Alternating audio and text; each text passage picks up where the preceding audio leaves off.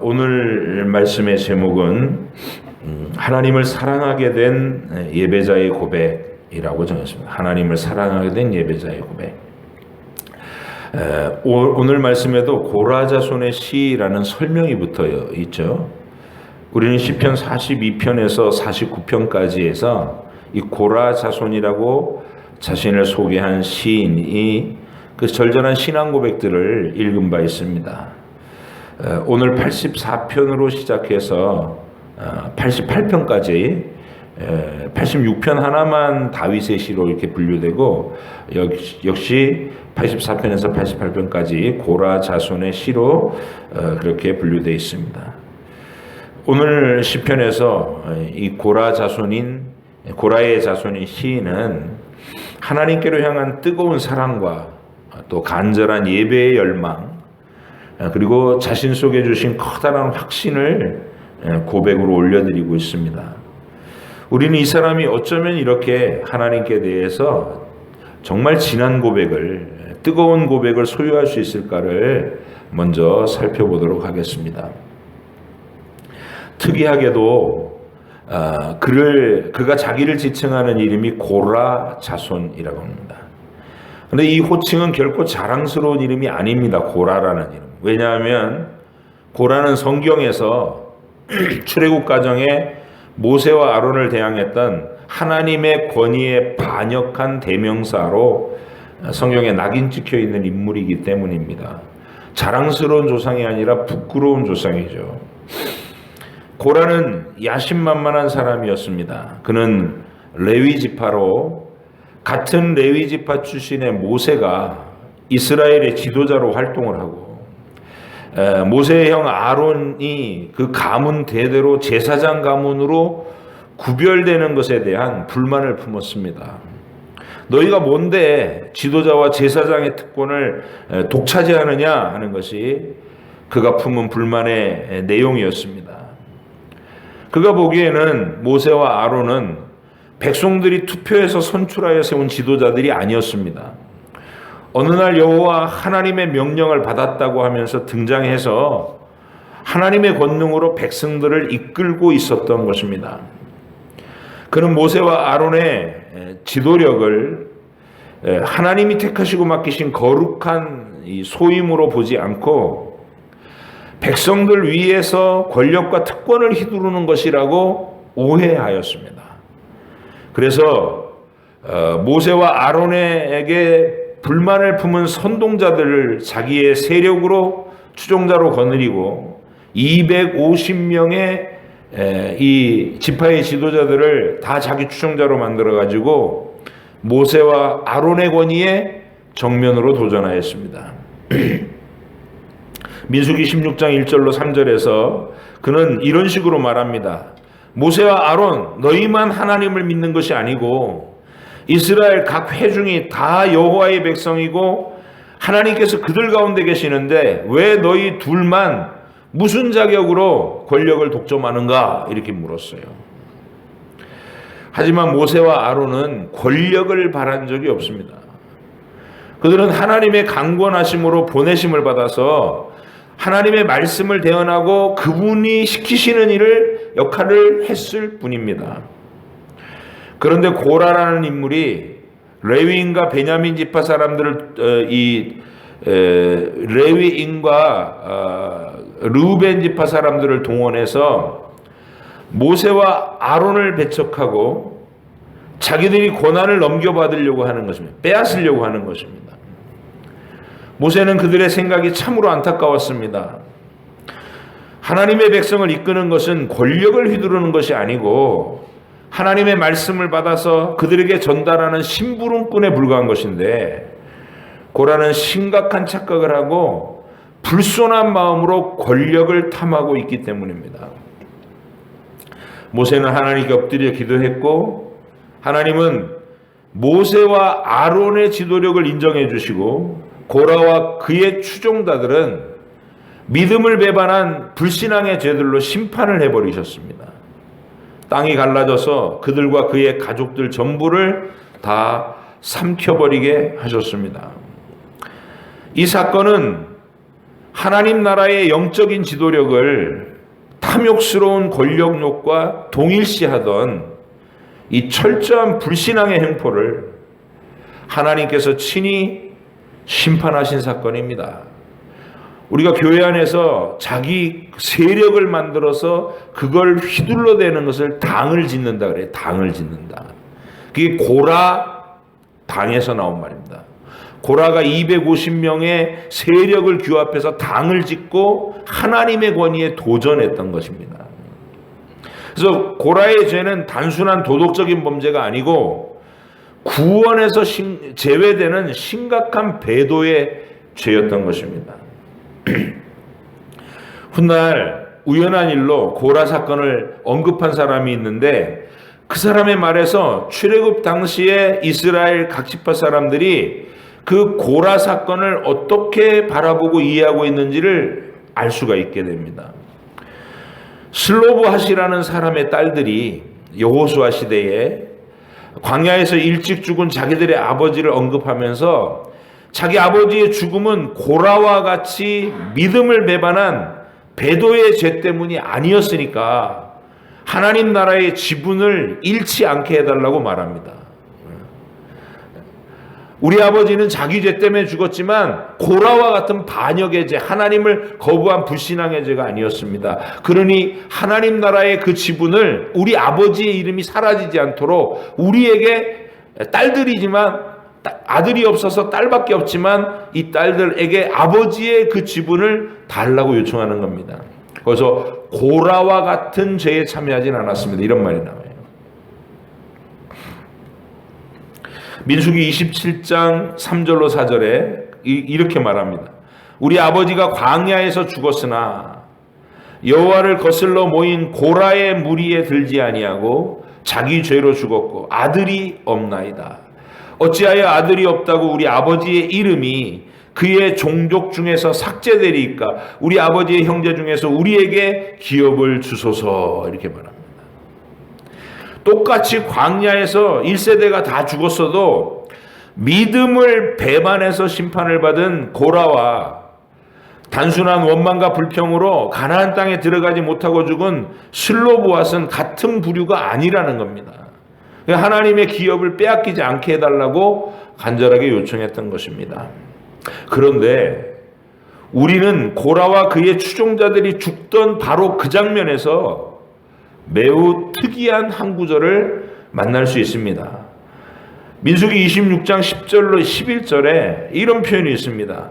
땅이 그 입을 벌려서 그 무리와 고라를 삼킴에 그들이 죽었고 당시에 불이 250명을 삼켜 징표가 되게 하였으나 고라의 아들들은 죽지 아니하였더라. 이렇게 됩니다.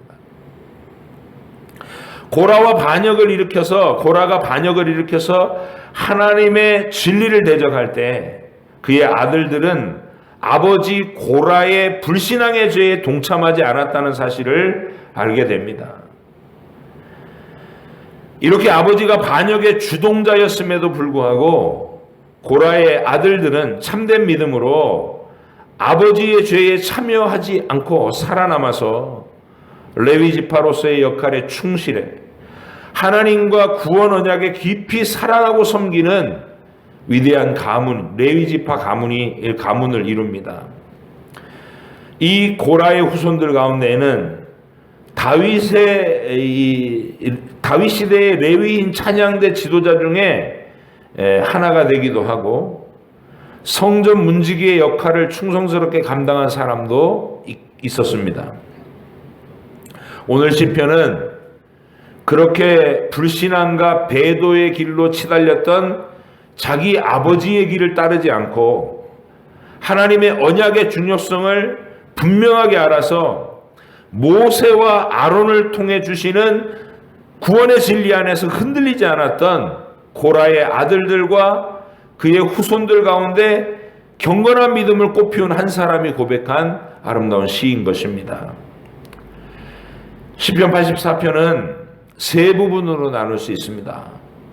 하나님을 향한 뜨거운 사랑을 고백하는 첫 번째 부분과 예루살렘 성전에서의 예배를 갈망하는 간절함의 부분과 그리고 하나님을 신뢰하는 확신의 부분, 이 세 부분으로 이루어져 있습니다. 첫 번째 부분을 다시 함께 읽으시겠습니다. 1절로 4절 보세요. 만군의 여호와여, 주의 장막이 어찌 그리 사랑스러운지요. 내 영혼이 여호와의 궁정을 사모하여 쇠약하며 내 마음과 육체가 살아계시는 하나님께 부르짖나이다. 나의 왕, 나의 하나님, 만군의 여호와여, 주의 제단에서 참새도 제집을 얻고 제비도 새끼둘 보금자리를 얻었나이다. 주의 집에 사는 자들은 복이 있나니 그들이 항상 주를 찬송하리이다.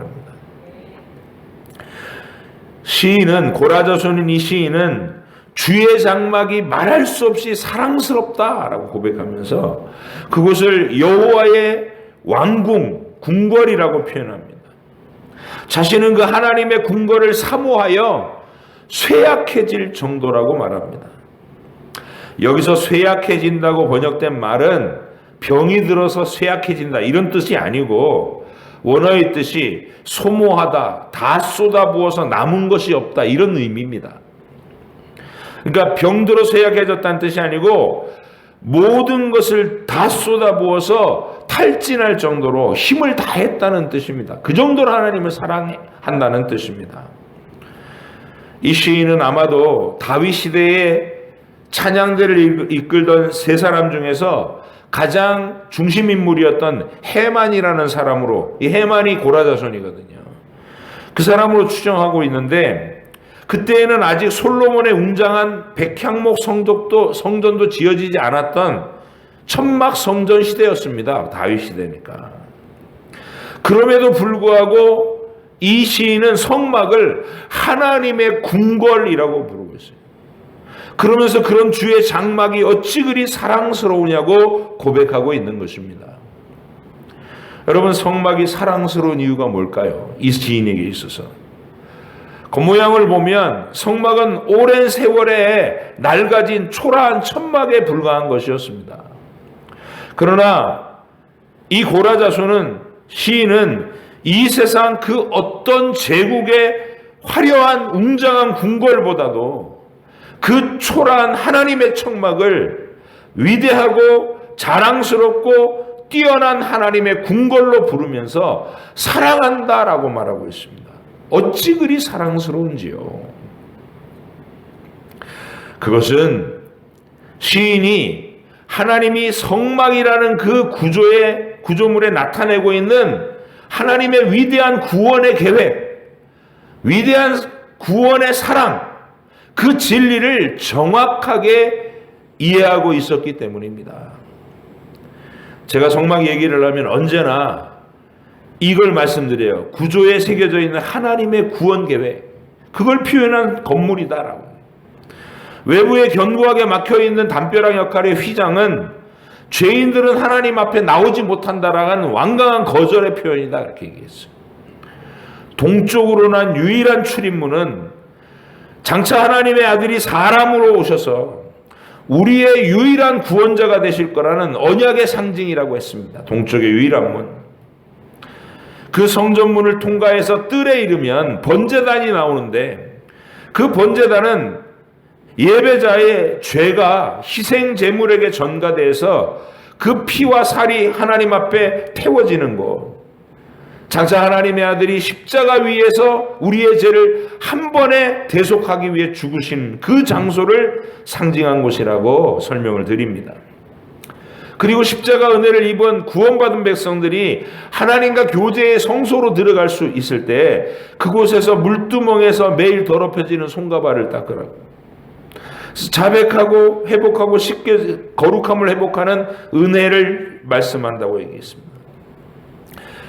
하나님과 교제의 장소인 성소 안에 들어가면 우리의 빛이 되신 예수님을 상징하는 금 등대가 있고 우리의 생명의 떡이 되신 예수님을 상징한 12지파를 위한 떡상이 있고 우리의 죄의 악취를 가려주시는 향기가 되시는 예수님의 금향단이 놓여 있다고 했습니다.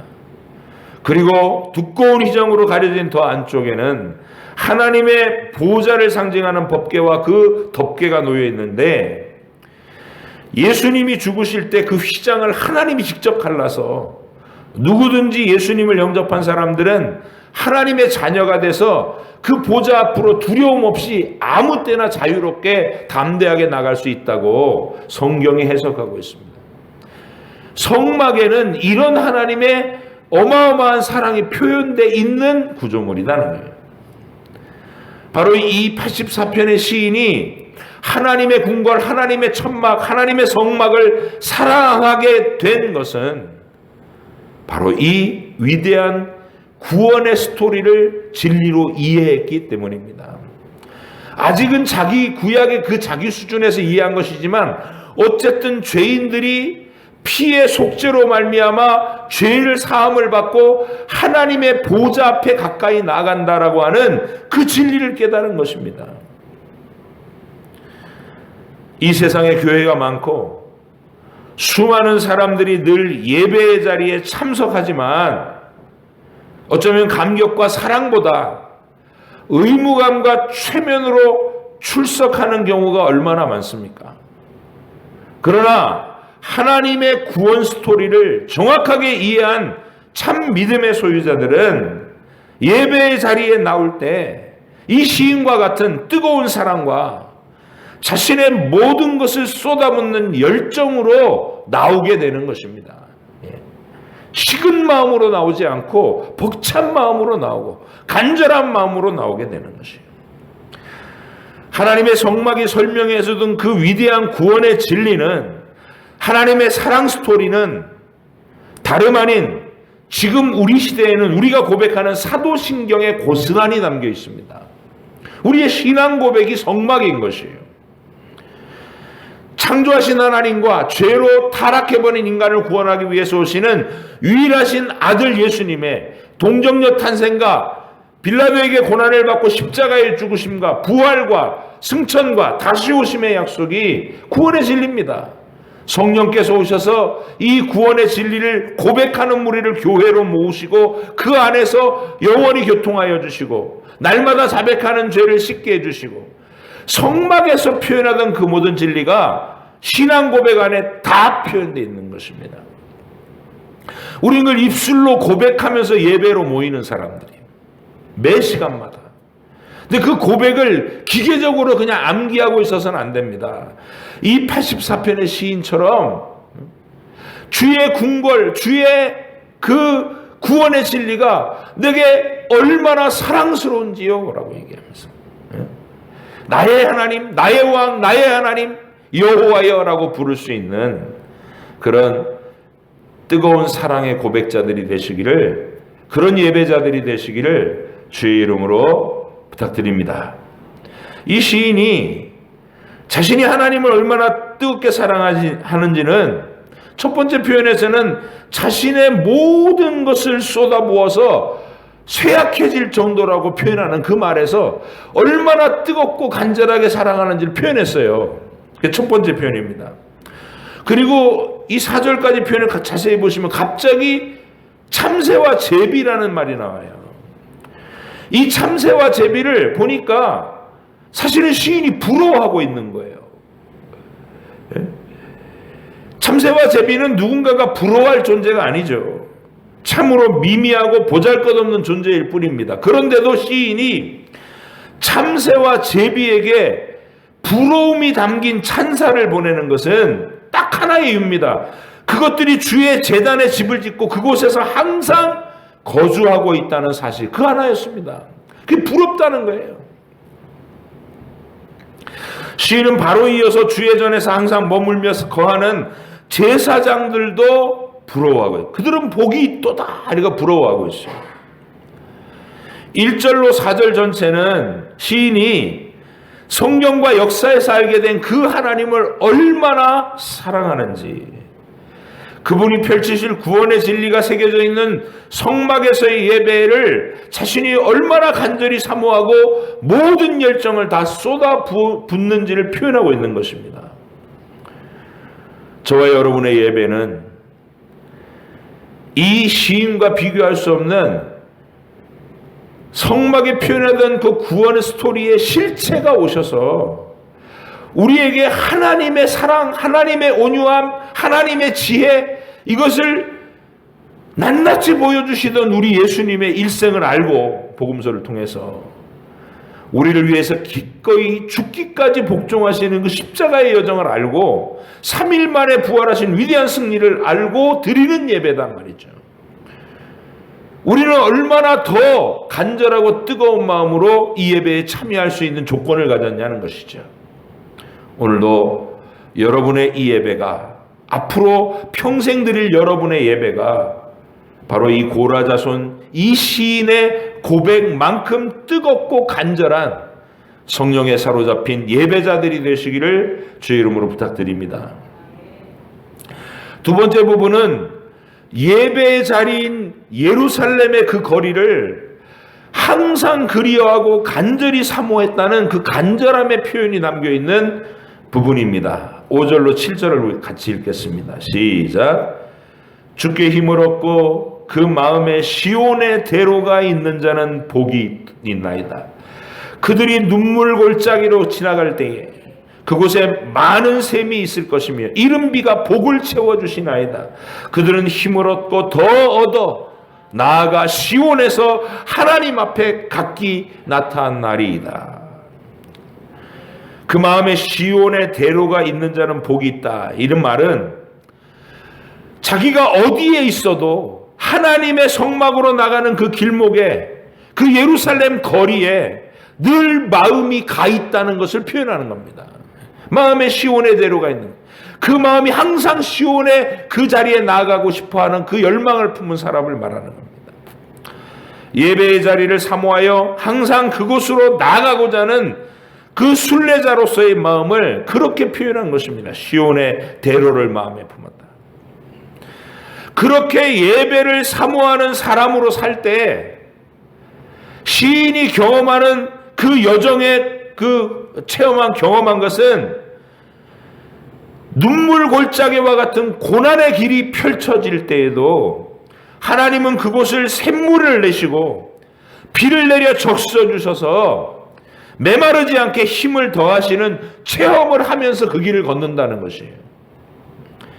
저와 여러분이 예배를 위해서 살면 우리가 당하는 피곤한 하루에 우리 하나님이 적극적으로 개입하셔서 샘물로 가란목을 치켜주시고 비를 내려서 파릇파릇하게 힘을 낼 수 있게 하시고 기쁨과 감격을 품고 예배의 자리에 도착할 수 있게 해주신다는 고백인 것입니다.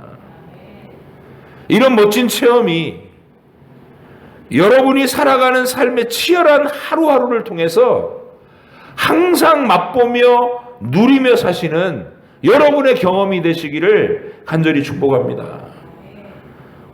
눈물 골짜기를 걸을 때 샘물이 나게 해주시고 우리가 메마를 때 이른비를 내려서 적셔 주신대요.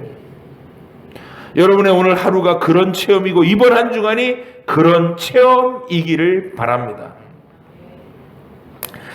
마지막 하나님께 대한 시인의 마무리 사랑 고백은 확신과 신뢰를 표현하고 자기의 감격을 말하는 걸로 맞춰지고 있습니다. 8절로 12절입니다. 시작. 만군의 하나님 여호와여 내 기도를 들으소서. 야곱의 하나님이여 귀를 기울이소서. 우리 방패이신 하나님이여 주께서 기름 부으신 자의 얼굴을 살펴보옵소서. 주의 궁정에서의 한 날이 다른 곳에서의 첫날보다 나은즉 악인의 장막에 사는 것보다 내 하나님 성전 문지기로 있는 것이 좋사오니 여호와 하나님은 해요 방패이시라. 여호와께서 은혜와 영화를 주시며 정직하게 행하는 자에게 좋은 것을 아끼지 아니하실 것임이니이다. 만군의 여호와여 주께 의지하는 자는 복이 있나이다. 기도를 들어주실 것을 확신하고 방패이신 하나님께서 자기 삶을 완전하게 보호해 주실 것을 확신하고 은혜와 영화를 주시며 정직하게 행하는 자에게 좋은 것을 아끼지 아니하시는 넉넉하신 하나님이라는 것을 확신하여서 그 하나님께 의지하는 사람은 복이 있다고 고백합니다. 그러면서 그런 하나님께 대한 확신과 신뢰 때문에 그가 하는 최상의 반응, 최상의 고백은 바로 10절의 고백이에요. 주의 궁정에서의 한 날이 다른 곳에서의 첫날보다 나은즉 악인의 장막에 사는 것보다 내 하나님 성전 문지기로 있는 것이 좋습니다 라고 고백을 해요. 오늘도 우리는 어쩌면 예배로 나오는 그 여정이 눈물 골짜기였습니다. 말 그대로. 예배를 드리고 믿음의 훈련을 받으려고 열심을 품었을 뿐인데 마치 전염병을 퍼뜨린 죄인처럼 돼서 몸도 아프고 마음도 아픈 길을 지나와야 했습니다. 그러나 분명한 것은 하나님께서 그 길에 샘물로 위로하시고 이른비로 적셔주셔서 여러분이 다시 힘을 내서 예배의 자리로 나올 수 있도록 도우셨다는 사실입니다. 이게 오늘 현실인 거예요. 하나님이 여러분의 아픈 마음, 아픈 몸을 이 약속의 말씀으로 위로하고 계신 겁니다. 그 고난의 여정은 부끄러운 길이 아니고 그냥 눈물의 골짜기 뿐이 아니고 내가 그곳에 샘물을 터뜨리고 내가 비를 내려 너를 적셔서 너 힘을 내서 다시 예루살렘에 도착할 수, 예배의 자리에 도착할 수 있게 해주겠다. 이 약속이 여러분의 것으로 받아들여지시기를 바랍니다. 하나님 앞에서 가슴이 뜨거워질 수 있으면 좋겠어요. 그래서 이 밤에 저와 여러분의 마음이 슬픈 눈물이 아닌 감격의 눈물을 흘릴 수 있길 바랍니다. 우리가 함께 주를 부르고 기도하실 때 그 복되신 위로가 여러분 한 분 한 분의 가슴을 뭉클하게 하고 뜨겁게 하고 힘있게 하는 확실한 체험이 성령님으로 충만해지시기를 주의 이름으로 축원합니다.